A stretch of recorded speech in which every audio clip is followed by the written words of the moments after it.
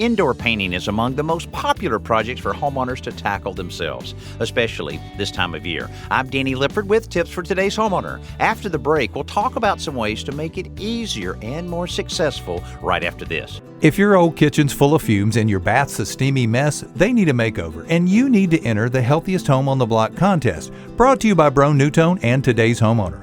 The winner gets a healthy home audit, a kitchen range hood, bath vent fans, and a whole house ventilation system. Plus, their makeover will be featured on a special episode of the Today's Homeowner TV show. See official rules and enter now for your chance to win the healthiest home on the block at todayshomeowner.com/healthyhome.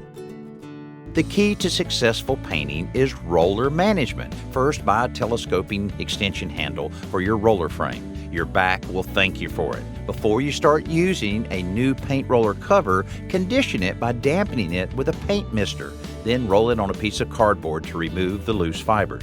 If you don't, those fibers will show up in the wet paint on the wall.